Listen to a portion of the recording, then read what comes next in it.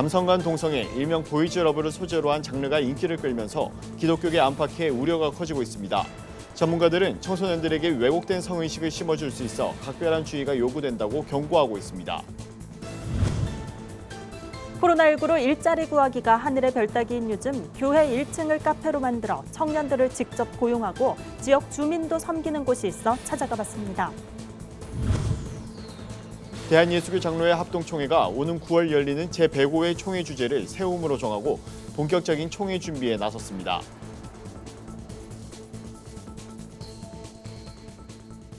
안녕하십니까. 구티비 뉴스입니다. 남성간 동성애, 일명 보이즈러브를 소재로 한 장르가 인기를 끌면서 기독교계 안팎으로 우려가 높습니다.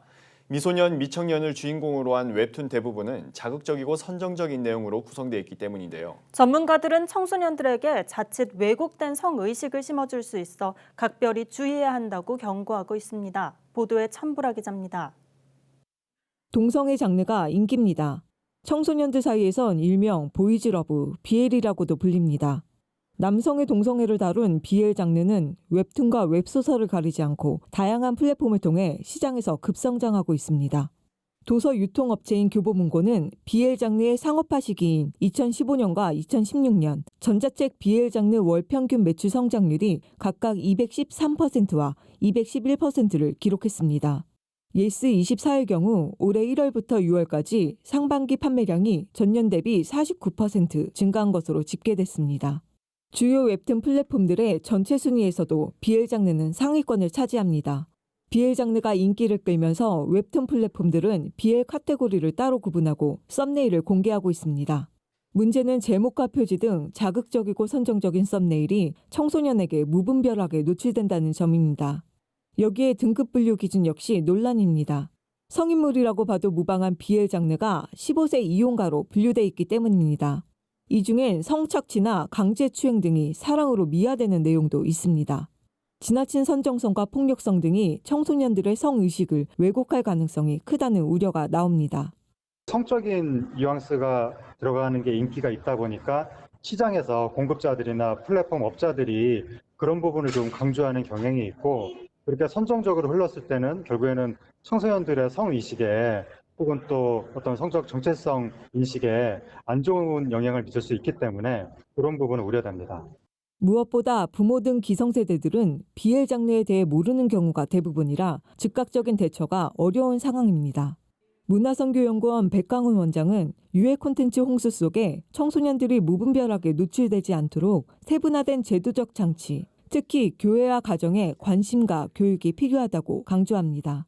이 웹툰이라든가 이런 부분들에 무엇을 우리가 주의해야 되고 왜곡된 성의식을 가져올 수 있는지에 대한 좀 더 솔직하고도 실질적인 이야기들을 나눌 수 있는 장과 또 교육이 이루어질 때 이러한 부분들이 조금 더 완화되고 청소년들에게 건강한 성의식을 가르칠 수 있지 않을까. 구티비 뉴스 천보라입니다. 코로나19 사태가 길어지면서 취업 시장에도 빨간불이 켜졌습니다. 취업은커녕 아르바이트 자리를 구하는 것도 쉽지 않은데요. 서울의 한 교회가 최근 1층을 카페로 만들어 청년들을 직접 고용하고 지역 주민도 섬기고 있어 눈길을 끌고 있습니다. 유창선 기자가 찾아가 봤습니다. 탁 트인 넓은 공간과 세심하게 신경을 쓴 듯한 인테리어가 눈길을 사로잡습니다. 바리스타들은 고객의 주문에 익숙한 손놀림으로 커피를 내리고 시원한 음료도 준비합니다. 신길교회가 운영하는 길카페입니다. 이 교회는 최근 카페를 새로 단장하면서 7명의 직원을 모두 정규직으로 고용했습니다. 바리스타 자격증이 없어도 일을 배우면서 자격증까지 취득하도록 돕고 있습니다. 직원들은 교회 카페라 전문성을 살리면서 선교 사역도 감당할 수 있어 만족도가 높습니다. 커피 일을 하면서 만든 장점들을 가지고 여기서 충분히 활용해서 그분들을 만족시키고 또 예수님 대할 수 있는 그 시간들이 매 순간 있다는 게 저는 가장 큰 장점이고 저한테 좋은 점인 것 같습니다. 길카페는 교인뿐만 아니라 지역 주민도 즐겨 찾을 수 있게 커피 맛에 특히 신경을 썼습니다. 일반 원두 가격의 2배가 넘는 최상급 원두를 공수하고 하루에도 몇 번씩 커피 맛을 확인합니다. 그럼에도 가격은 일반 매장의 절반 수준에 맞췄습니다.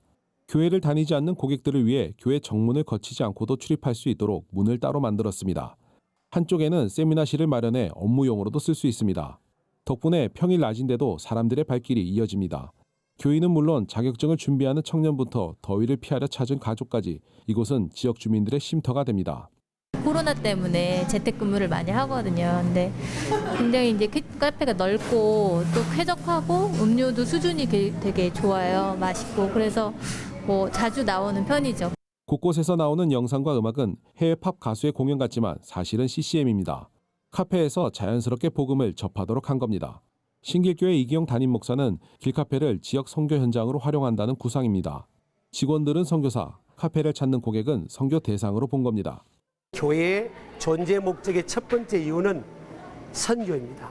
그래서 고용된 우리 청년들은 선교사라는 마인드를 가지고 출발을 하고 있습니다. 그리고 이곳에 찾아온 모든 사람들은 선교의 대상이고 사랑의 대상이고 섬김의 대상이고 또 여기서 나오는 수익금이 만약 주어진다면 전액 불우한 이웃들을 위하고 장학 선교를 위해서 그렇게 쓰고자 그렇게 준비하고 그런 정신으로 출발하고 있습니다. 코로나19로 인해 청년 실업이 늘어나고 교회 입지가 좁아지는 요즘 신길교회의 새로운 시도가 교회와 사회를 잇는 다리가 되고 있습니다. 구티비 뉴스 유창선입니다. 국내 최대 개신교 교단인 대한예수교 장로회 합동총회가 오는 9월 열리는 제105회 총회 주제를 세움으로 정하고 본격적인 준비에 나섰습니다. 총회 일정은 코로나19에 대비해 기존 3박 4일 일정 외에 1박 2일 또는 하루로 단축하는 방안을 검토 중입니다. 소강석 부총회장은 코로나19로 한국교회가 어려움에 처한 가운데 신앙과 교회, 총회를 다시 일으켜 세우자는 의미에서 주제를 세움으로 정했다며 취지를 설명했습니다. 이날 회의에선 총회 준비를 위한 자문위원과 준비위원 26명이 위촉됐습니다. 총회 준비위는 제105회 총회에서 다음 세대 부흥 등 총회 발전을 위한 중장기 전략을 수립하는 미래전략발전위원회를 중점 사업으로 추진키로 했습니다. 또 합동총회의 105주년 기념 사업으로 총회 역사 다큐멘터리와 뮤지컬을 제작해 선보이는 한편 교단교류협력위원회를 재설치해 한국교회연합에 적극 앞장서겠다고 밝혔습니다. 구티비가 발행하는 종합주간지 위클리 굿뉴스의 주요 소식을 김민정 기자가 소개해드립니다.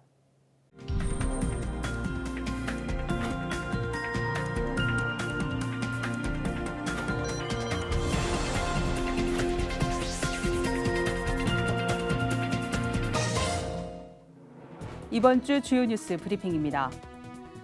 미국의 조지 플로이드 사망 사건을 계기로 인종차별을 규탄하는 시위가 전 세계로 확산하고 있습니다. 우리 사회에 만연한 인종차별과 혐오 실태를 취재했습니다. 정의기억연대의 부실회계 의혹을 둘러싼 파장이 커지고 있습니다. 비영리 단체가 공익성과 투명성을 제고할 수 있는 해법을 알아봅니다. 한국교회의 선한 사역을 보도하는 구티비 글로벌 선교방송단이 출범 4년 만에 2만 회원을 돌파했습니다.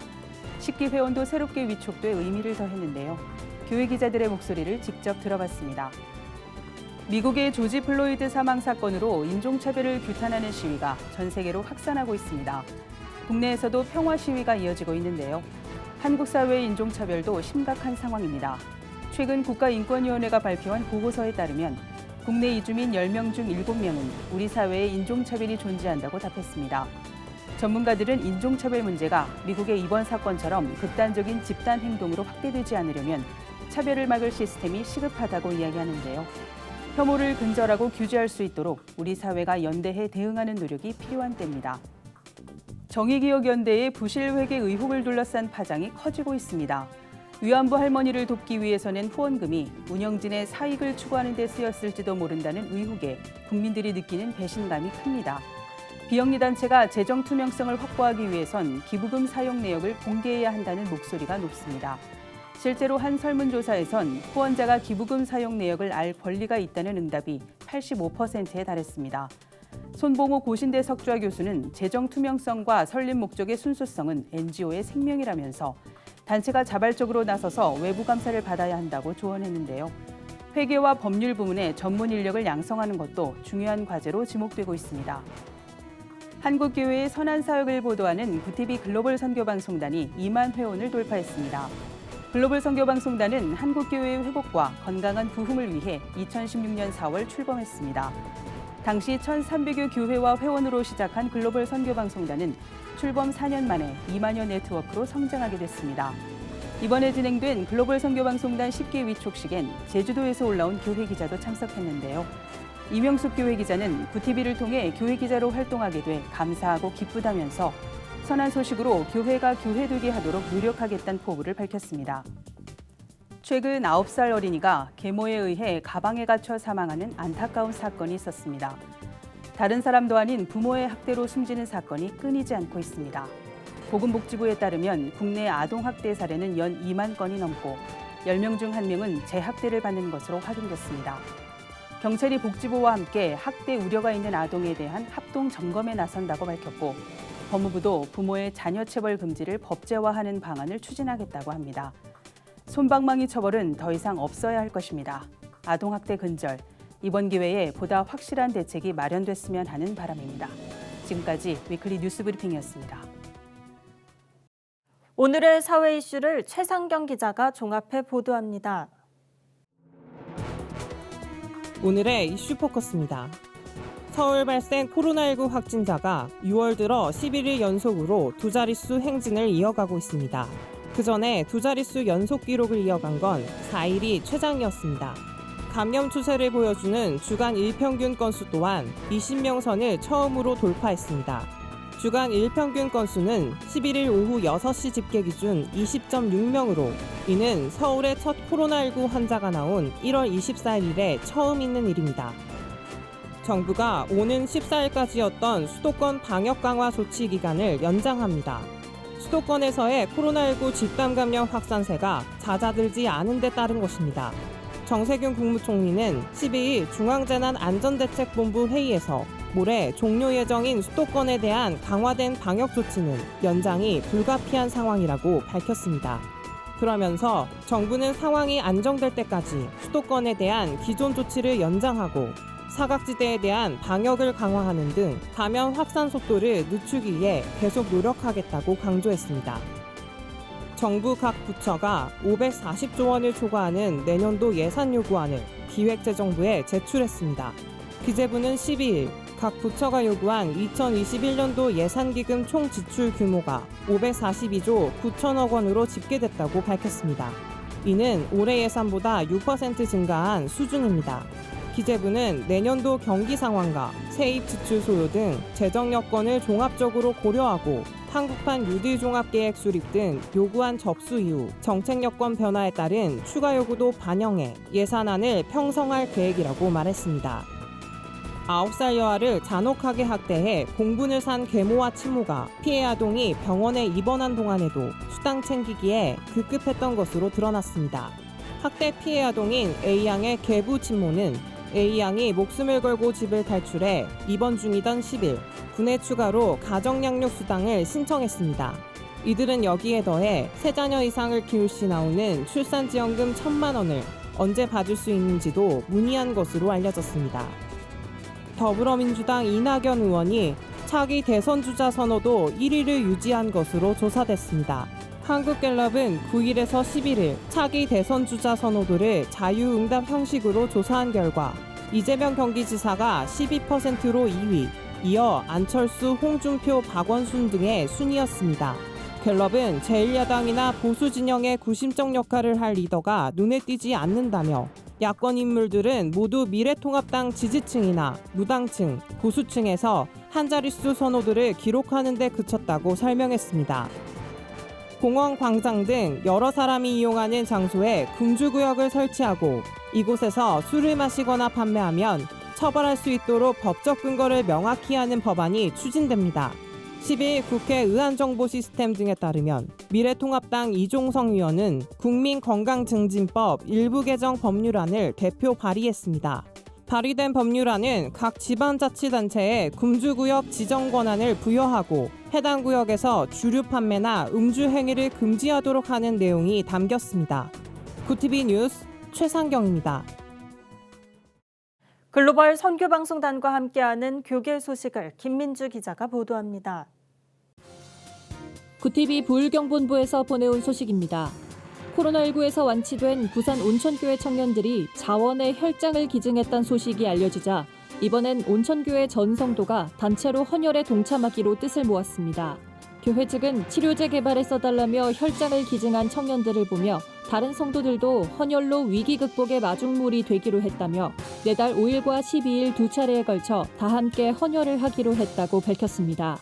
교회는 이 밖에 피해를 입은 주변 이웃을 위로하고 회복을 돕고 싶은 마음을 모아 부산시에 기부금을 전달하기로 했습니다.